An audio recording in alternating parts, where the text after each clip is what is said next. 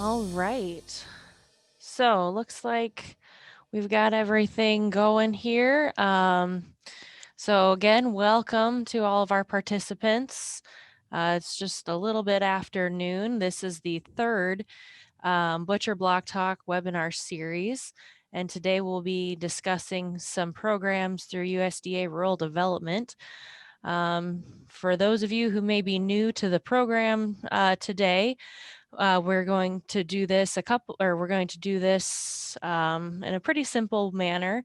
The gentleman from USDA will do their presentation. At any time during their presentation, you're welcome to drop a question into either the Q&A box or the chat box. Or if you would prefer to ask your question in person, just raise your hand through the system and um, we can get you hooked up, but we'll probably hold all of the questions until the end of the program and take them all at once. So with that, again, thank you all for attending, and I will go ahead and turn it over. I don't know who wants to start. I can start off. I have the first little bit here, but yeah, thank you. Thank you for having us. I'm Tyler Hinrichs. I'm a loan specialist out of Sioux Falls, South Dakota with Rural Development. I'm joined by my colleagues here, Lance Lockwood, who's out in our Rapid City office, and Wyatt Stevens, who's in our Huron office. And our program director is somewhere on this call, hopefully getting through some of his technical issues right now. Yeah, so we just want to talk about our programs a little bit, and we appreciate the invite to do that. So our programs are for rural businesses. We tried to tailor a little bit of this to meat processing specifically for the purpose of this presentation. Um, we have offices throughout the state of South Dakota. If you want to move forward here, I think we have a couple of slides. One includes well, here I'll go through this. So here's kind of the main touch points that we have for today. We'll touch on our intermediary relending program, guarantee BNI loan program, RBDG, which is a grant program for rural intermediaries, and then renewable energy for America, the REAP grant and loan program. That's something Lance will go over. And we'll finish up with the value-added producer grant program on that. Moving along here, we are each assigned to a different area, but we all try to take inquiries as you might have them. You can see our contact information listed at the bottom of this page here, but our state's kind of divided up by counties for who the specialists in your area might be. But we each have a little bit of different expertise based on the different programs of USDA. So yeah, let's go to the next slide here. So kicking it off here, we'll start off with the Intermediary Relending Program, or we call it IRP, because the government, we love acronyms. As a meat processor or somebody who would have a small business, this program would be something that you would apply through an intermediary. So who can apply as an intermediary? That would be nonprofits, federally recognized tribes, public agencies. The main examples would be your local economic development corporation. A lot of EDCs have a relending program that's funded by USDA. Our terms to the intermediary would be 30 years. We usually give them a good interest rate there, 1% interest fixed. And while they're getting it off the ground, while they're looking for projects to loan out to, it's usually interest only for those first 3 years. Available funding to the intermediary, up to $2 million for the first project, and then up to $1 million thereafter. So they can have multiple funds as they see more projects kick off in their given territory. And then the areas that they serve, so they can be located anywhere. They could be located in a big city like Sioux Falls or Rapid, or they could be in a small town near you. And the main thing is that they have to be serving or using these funds for rural communities. The definition, population under 50,000. Next slide here. And one key factor here is South Dakota is the largest, has the largest caseload of lenders and loans in the U.S. So it's something we're very proud of, a program that we feel is pretty beneficial for rural South Dakota. We have 20 separate lenders that work across the entire state. So that's very helpful. So if you're not located, close to an urban hub, or if you're maybe located in some place where you think, oh, I don't know where I'm going to get the funding from. These guys are located all over the place, and I'll just quickly share. Um, first we'll go over a couple of our main ones: GrowSD, NESDEC, West River Foundation, Reed. Perhaps you've heard of a couple of these, but they're very helpful for our program. And again, they serve all across the state of South Dakota. I'm just gonna quick share my screen if I can. And we've compiled, can you guys see that? Getting confirmation Yep, there. we can see that. Perfect. So this is just an example of the intermediaries that work in our intermediary relending program. So you can see that they each serve a certain set of counties. Some of them work all across the state of South Dakota. Let's see, for example, that would be like Four Bands or Northeast South Dakota Economic Development Corps, and that's again NESDEC. So yeah, they serve a wide range of communities across South Dakota. So based on whatever county your project might be in, you'd want to take a look at that. And this is something that we can share with you guys and try to get out if you are interested. So I'm going to stop the share here, get back into the PowerPoint. And so if you're looking to do some work as a meat processor or open a small business of any kind, you would be considered for this program an ultimate recipient.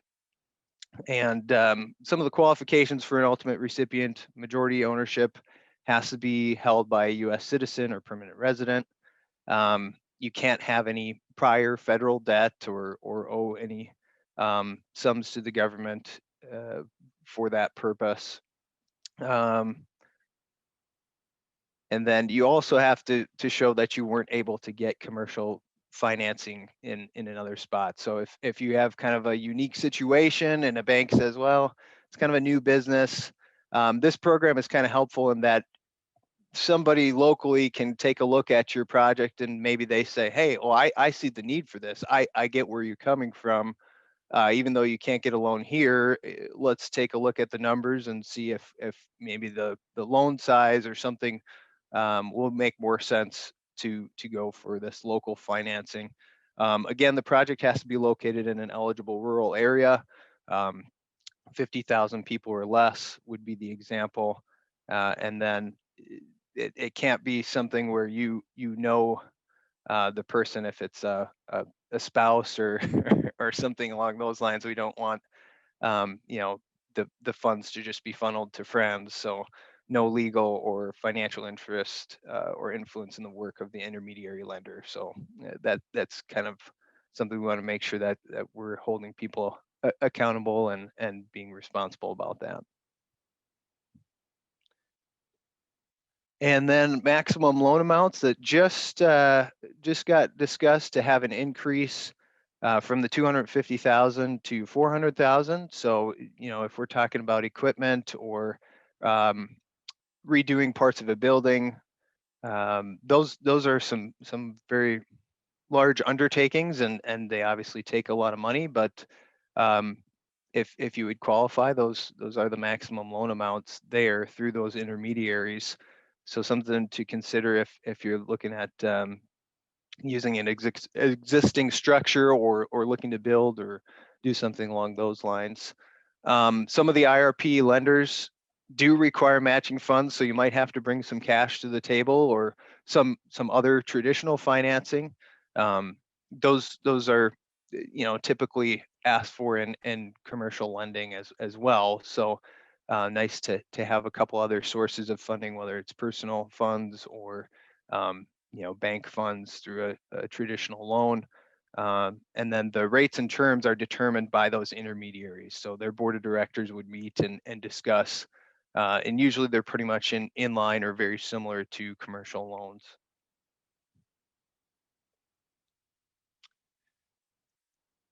And the use of funds, so again, it's very similar to a commercial loan. You can use it for working capital. So if you need it for keeping the lights on or something along those lines, or if you have some existing debt from your initial startup and you say, hey, yeah, we didn't get great terms on this, but now that we're kind of up and running, we have some better ideas of the numbers and things are looking better. We want to refinance.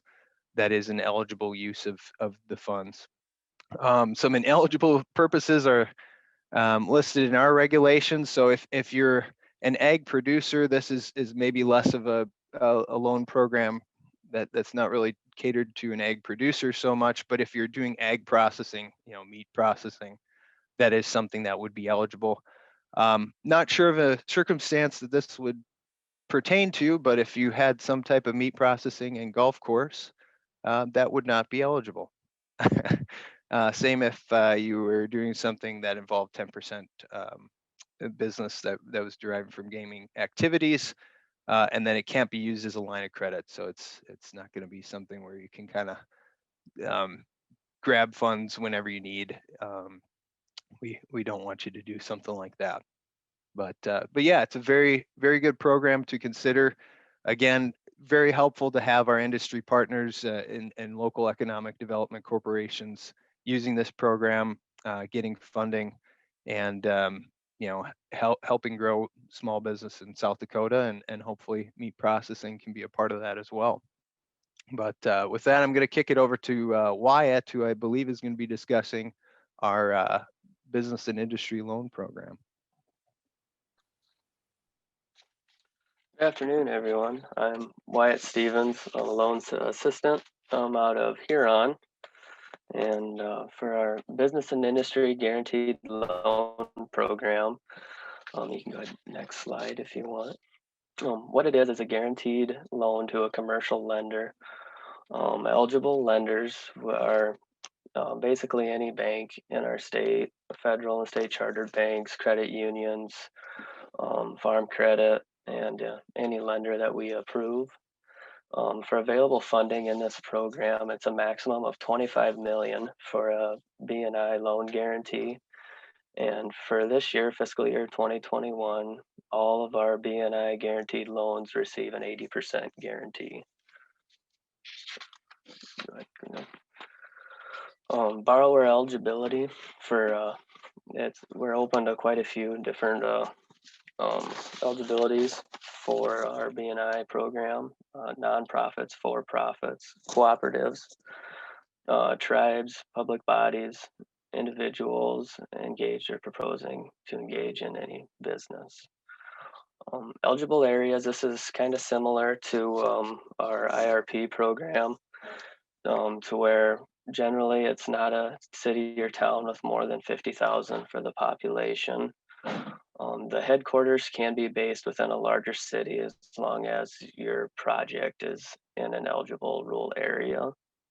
Lender may be located anywhere within the United States.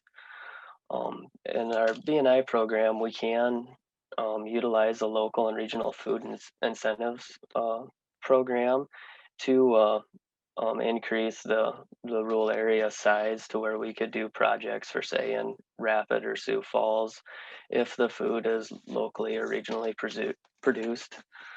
And then you can go online to our website there and check for eligibility also.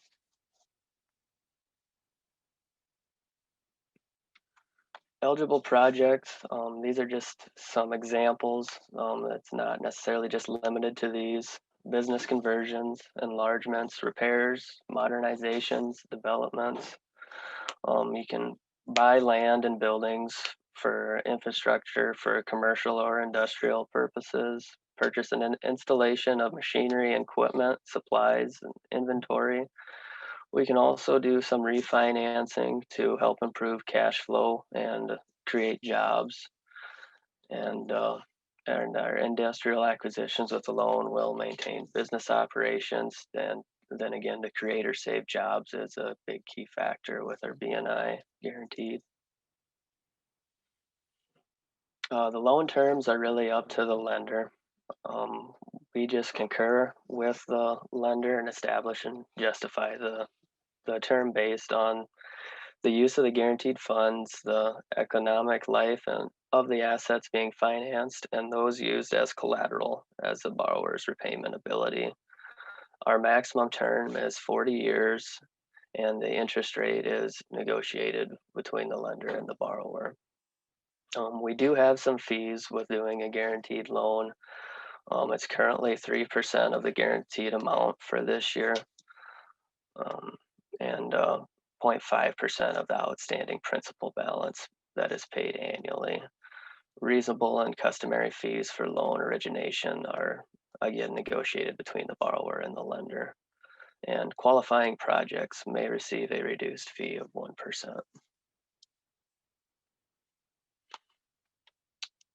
So it offers guaranteed loans to lenders. Oh, this is our BNI CARES Act program. This is slightly different than just our regular BNI guaranteed loan, to where our CARES Act program is for working capital purposes due to impacts from the coronavirus. This project, ag producers are eligible for, along with your regular meat production. And available funding is a maximum of 25 million. And it's a 90% guarantee on our CARES Act funds for a maximum of a 10-year term. Interest payments may be deferred the first year, and principal payments may be deferred for up to 3 years out. The eligibility is any rural business and agriculture producer not eligible for an FSA loan that were in operation.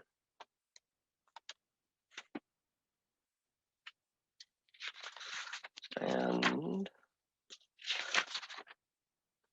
I think now I'm going to kick it over to Lance Lockwood, and he will talk to you about our VAPG program.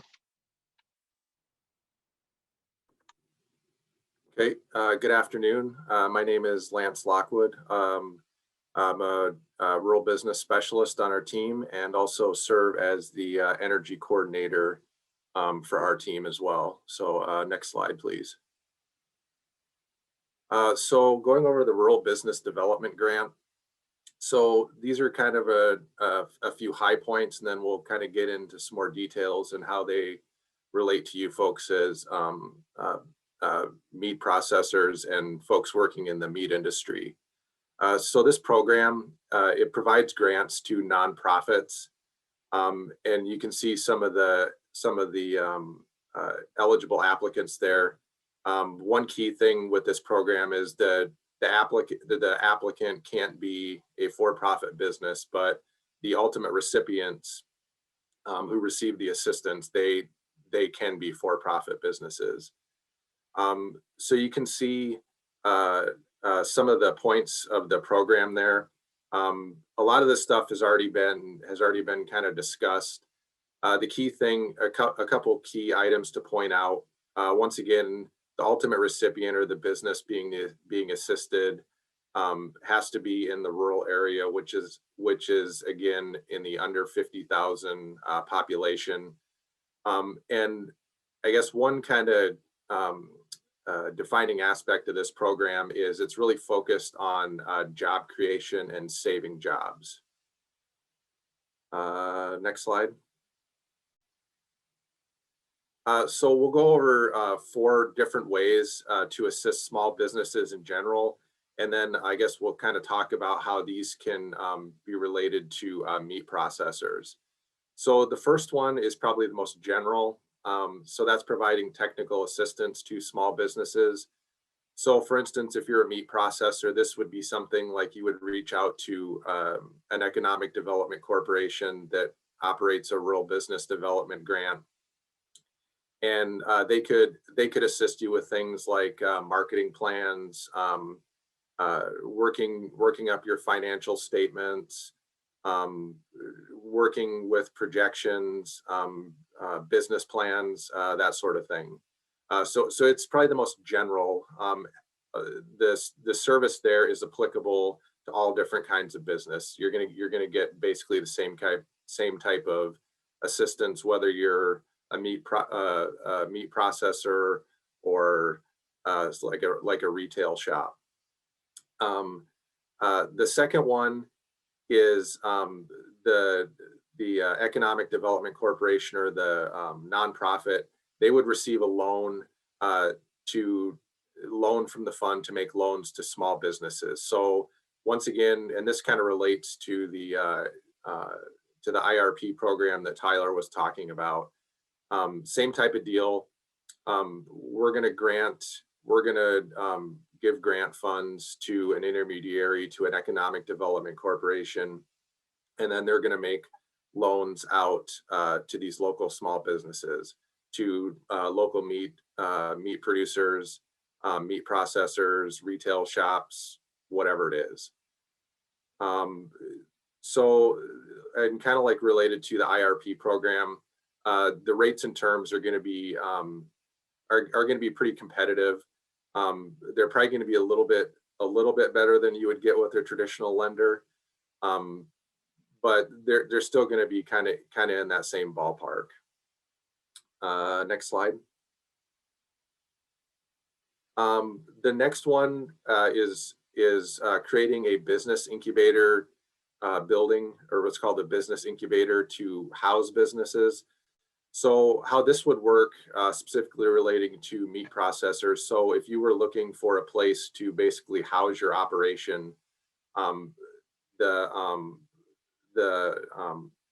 applicant or the intermediary, they would basically get these grant funds to purchase this building, and then they would lease out a section to meat processors, to whatever other businesses basically needed space to basically develop those businesses, kind of get them on their feet, so they can start up and kind of get their legs underneath them. And then the final way that the Rural Business Development Grant assists small businesses and related to meat processing is these intermediaries, these economic development corporations. They could purchase equipment and then lease it out to the ultimate recipient. So for instance, if you're a meat processor, you could work with these intermediaries or these economic development corporations to coordinate like the purchase of a meat saw or a refrigeration system or something that relates to your line of business. Next slide. So one example of this is the grocery store in Harried, South Dakota. So we see this quite a bit, unfortunately, in a lot of these small towns. The grocery stores have trouble kind of staying afloat just on their own. So in this case, the Harried Development Corporation, they came in, they basically bought the building, and then kind of along the lines of the business incubator project, they leased space out for the grocery store, so that they can provide jobs and they can provide services, and they can keep some of these services and keep these jobs and keep these products within the local community. And as you can see, the grocery store is still open and still doing well. And I think the next slide is a picture of that. So next slide, please. So yep, so there you can go, some pictures of kind of how that project shook out. Next slide. So now we'll transition to the Rural Energy for America program, also called the REAP program, using the acronym. Next slide. So the purpose of this program is to basically, it's got kind of two tracks. So the first and the most common is the grant track. And then the other track is a guaranteed loan track. And we'll kind of hit on some high points at each one of those here in a second. But so there's two different types of applicants that can apply for this program. The first is agricultural producers. So generally this would be like farmers, ranchers, or rural businesses. And the way we determine that is we take a look at an applicant's tax return and kind of based on some percentages of agricultural production and some further analysis that kind of determines which category they're going to fall into. Next slide. So here we go with the grant and the guaranteed loan, the two different tracks. So just kind of some high points of each option. The grant can be for a maximum of up to 25% of the total project cost. And there's two different kinds of, or two different, I guess, grant application periods or competitions. The first is what they call restricted, and those are for grant requests of $20,000 or less. And that competition happens 2 times per year, once in the fall and once in the spring. And then you have the unrestricted, what's known as the unrestricted competition. And those are for grant requests that are generally greater than $20,000. And that competition occurs only in the spring. And then the other track is the guaranteed loan track, kind of like the business and industry loan guarantee program that Wyatt was talking about. You'd have to go down to a local lender, tell them you're interested in applying for the rural development REAP guaranteed loan. They would do their analysis. The loan would be at their rates and terms. And then we would kind of do our review piece as we guarantee part of it. With this one, it's a continuous application cycle. So you just have to go to a local lender, and they would take your application, review your financials, and tell you if they can make you a loan or not. One of the key differences with this, the guaranteed loan program, or guaranteed loan side, as opposed to the grant, is the guaranteed loans are generally for larger projects. So you're talking projects probably in the millions of dollars. And then the last thing with the guaranteed loan, and this is kind of a recent development with this program, is that they've started doing loans for what they call energy efficient equipment. And right now that's only under the guaranteed loan option for that. So I guess related to meat processors, and I think the next couple slides will kind of cover some specific uses, but either one of these would be an acceptable track if you were looking at this program as a meat producer or meat processor. Next slide, please. So if you're looking at the program and dealing with the energy side, so there's two components to how they look at energy. The first one is what they call energy efficiency. And this basically means that we have an old inefficient something in our warehouse, in our shop, whatever it is, and we're looking at getting it upgraded so we can upgrade our efficiency, reduce our costs, and so forth.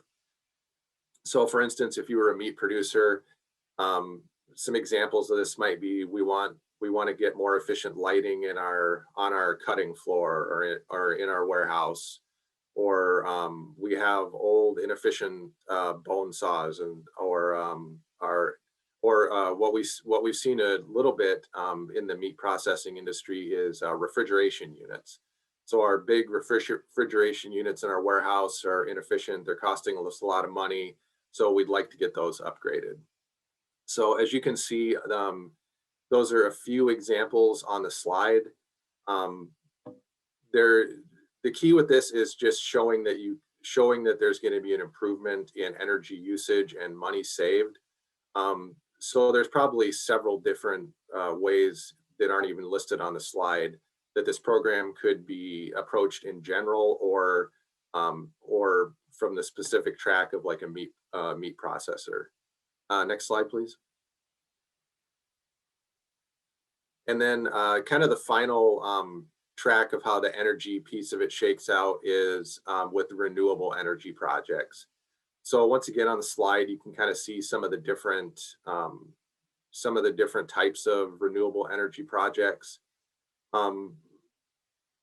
So those are kind of general across the different business types. Once again, if you're a meat processor working in that industry, an example of an applicable project might be, so you say, well, on our plant or warehouse, we'd like to look at getting solar panels on the top because we've done some analysis and we think that that's going to help us reduce our energy costs. So that would be kind of a use for under the renewable energy side of this program. Once again, there's a lot of general uses. The key thing there is renewable energy. So there's different ways to approach it. But once again, with the meat processing side, some specific options might be solar, maybe hydroelectric, maybe geothermal, depending on what types of projects you were looking at. Next slide, please. So that concludes the REAP part. I guess I will be followed by Tyler once again, who will discuss our value-added producer grant. Hey, thanks, Lance. Yeah, the value-added producer grant is kind of a unique or a niche grant for specifically producers. So the reason is in the name. So that's one of the keys to remember.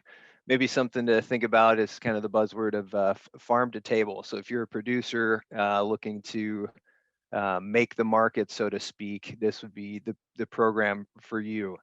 And it is a nationally competitive grant that would be applied for. Current funding period in 2021 allows for a $75,000 planning grant or $250,000 working capital grant. It usually or generally will require a 1-to-1 match of cash or eligible in-kind contributions from the producer. And again, those have to be related to eligible project purchases or purposes, which we'll get into here in a little bit. The current application period actually has a 10% match requirement. However, that it is going through May 4th. So May 4th would be the application deadline. If you have an application that you're currently working on or close to done with, you might still be eligible to get that in or have the time to get that in before that deadline. The grant period is generally about 3 years, so 36 months, depending on how complex the project is. So, you know, if you need some time to get your plan off the ground, get it into working fruition, it does give you some time to do that. And again, it applies predominantly to producers. So the definition there on the screen, an individual or entity directly engaged in the production of an agricultural commodity, and they have the legal right to harvest that agricultural commodity for the purpose of this project. And moving ahead here. So the two different types of grant under the VAPG. So planning grant is a little bit more of a consultant or feasibility side of things. So you're deciding, okay, if I wanted to produce such and such meat product, or if I wanted to see what the market could sustain in a given area, maybe if there's the ability to get into a market someplace nearby, there's up to $75,000 for that. And again, it's very straightforward. You're going to be probably paying a qualified third-party consultant for a feasibility study to make that discovery. So can't really be something that you do on your own. It would have to be, unless you're a qualified consultant, but something that they would have to help you along with. So if you have somebody in mind that you want to work with to get an idea off the ground, this can kind of help give you some backing to maybe in a couple of years move into a working capital grant. If it's something that takes flight. Probably about 5% of grant applications come from the planning grant. Most people already have the idea in mind, have the market in mind, and that may be the case with a lot of producers that are looking to use this program. So then the working capital side of things allows for up to $250,000. And then again, those funds have to be used to pay for eligible project expenses related to the processing or marketing of the value-added product. So you generally can't use those for raising the cattle, but once you get the cattle to processing or whatever livestock you'd have, so poultry or pork or whatever you're working with, or some type of wild game or something like that. Next slide, please. And here's just a brief synopsis of 4 different application types. So you could be an independent producer, or maybe you're part of some type of cooperative, farmer or rancher cooperative, or maybe you're a meat processing group that is predominantly owned by producers within whatever industry you're in. So if you're in, again, like I said, you're producing beef or pork or poultry or something completely different, if you have the idea and the group backing, yeah, it's important that that they would have some producer aspect there. That's kind of, again, the key. And then for all 4 applicant types, you see that you must produce and own more than 50% of the raw commodity that will be used for the value-added product. So it can't be something where you're purchasing the livestock from someplace else, unless you're owning more than 50% of what you're going to be using for processing. So I'll move along here again. And then product eligibility, probably the main thing that meat production is going to fall under would be the change in physical state. So you got to fall under one of these categories listed. The change in physical state, think turning an animal into a meat that can be packaged and sold at a market, supermarket, could be a farmer's market, whatever. One area that I probably should have highlighted a little bit better, but produced in a manner that enhances the value of the agricultural commodity. And that would be thinking of, maybe you have a specific breed of cattle that you raise. One example would be like Wagyu beef, or maybe you have grass-fed chickens, or something like that, something along those lines. The manner that they're raised enhances the value of the agricultural commodity. So if you sold it on the general market, maybe not too many people would be looking to pay extra, but because they're grass-fed, or whatever the case might be, that might be your value added part of the project. And so certainly another way that it's eligible: physical segregation, farm or ranch-based renewable energy. And then another one would be locally produced agricultural food product.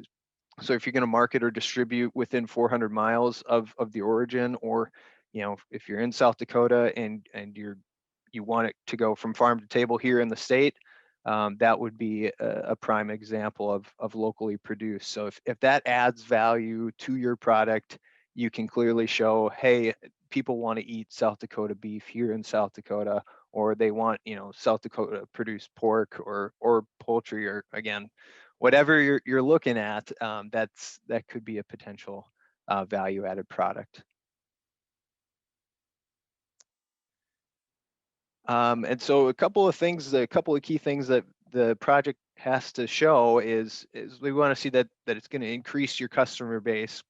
You have to have a good idea within your business plan, within your feasibility study of how you're going to continue to reach that end market. So we don't want you to produce all this and kind of say, all right, yeah, we thought this was going to be there.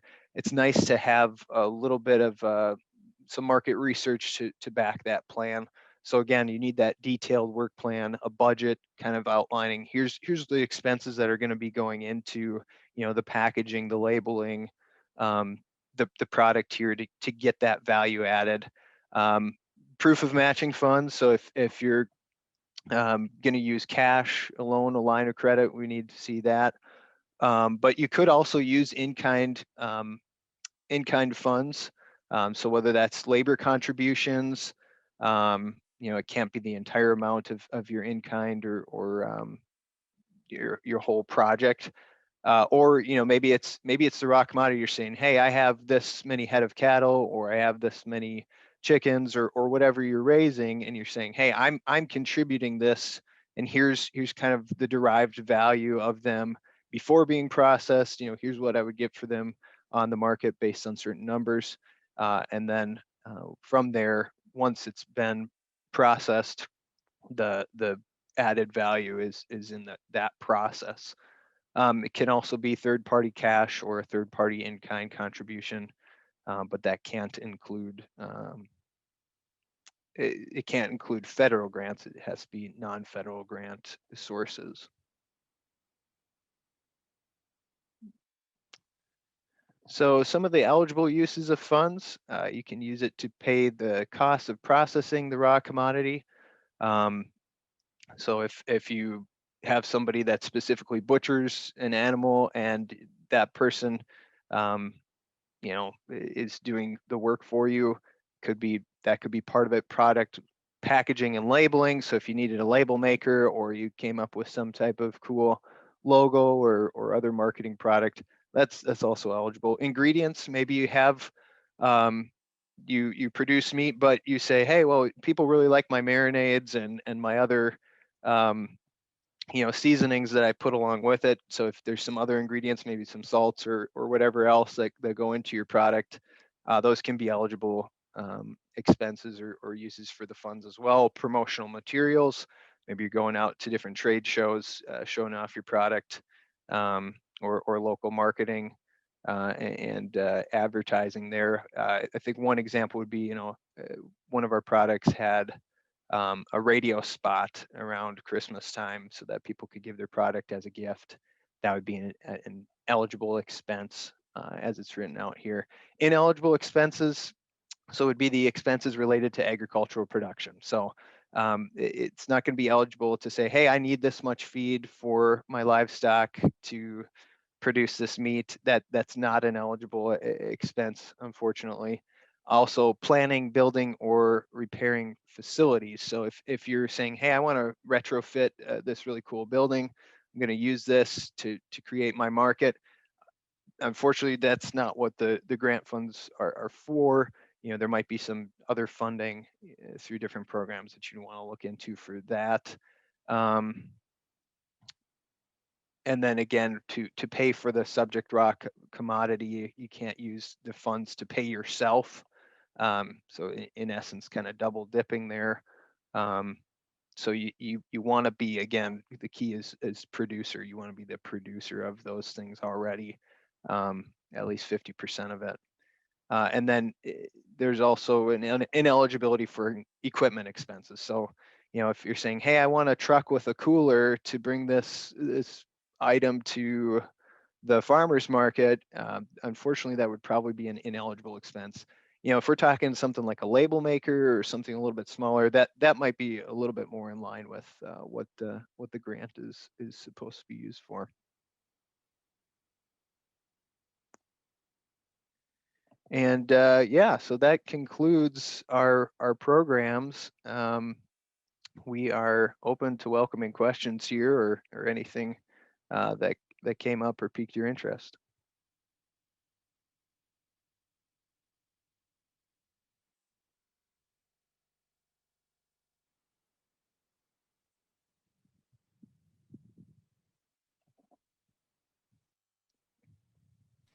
Thank you, gentlemen. So for our attendees, if anybody has a question, feel free to drop it in the chat or the Q&A section, or if you want, you can raise your hand and we can get you set up so you can talk. So if anybody has any questions for any of these three.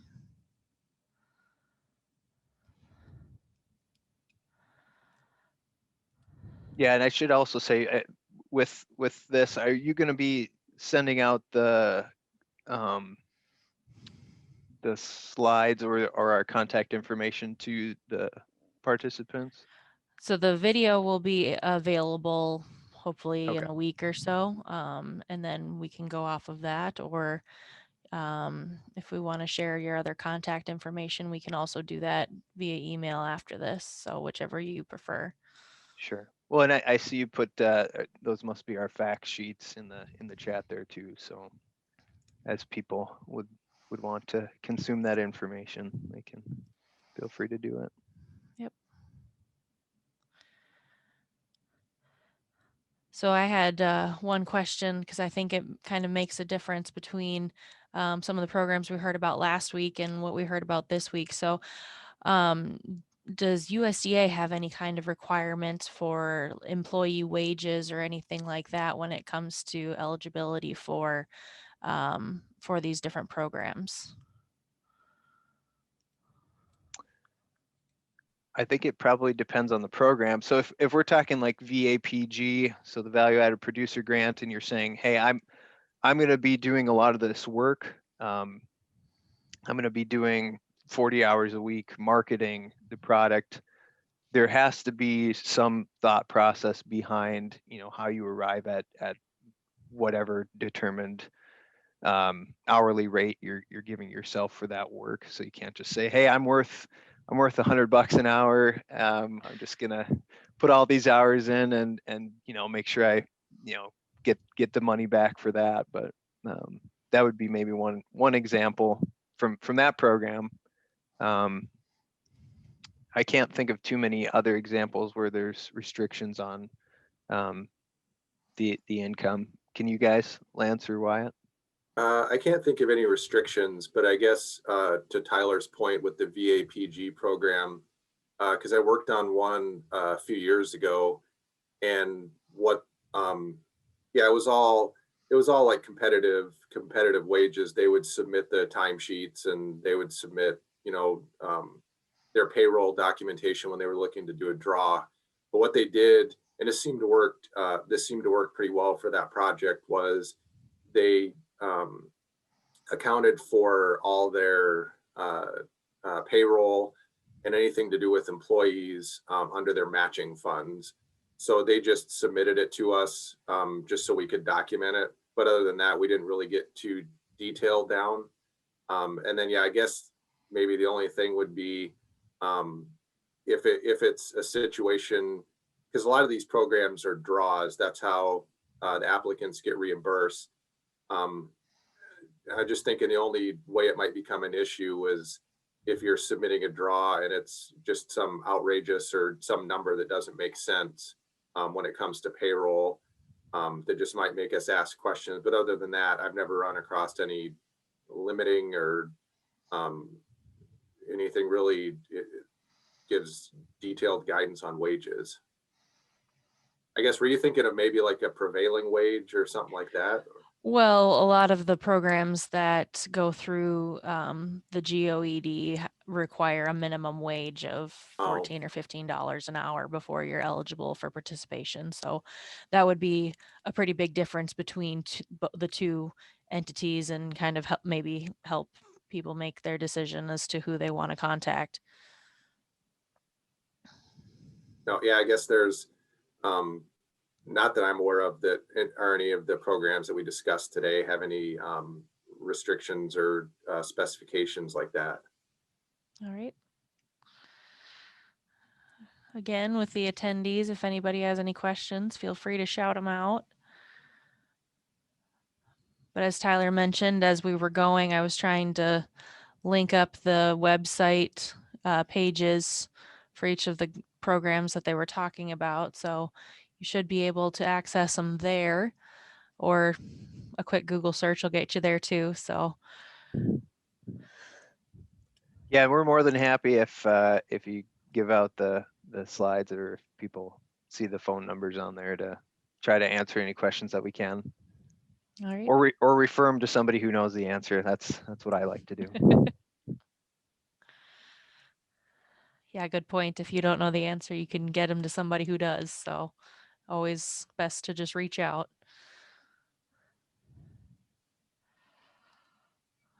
All right. Well, it looks like we've stunned everybody to amazement. So I would say we could probably go ahead and wrap up at this point. So again, to the attendees, this was number 3 of 4 for the Butcher Block Talks. Hopefully we'll get number 2's video put up in a relatively short time here.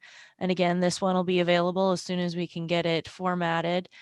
In the end, if you have any questions, you can certainly reach out to me through the portal that you registered for the program, and I can get information, or I can get you connected with the gentleman from today, or we will try to get the slides shared so you can have access to that. That will come through the email.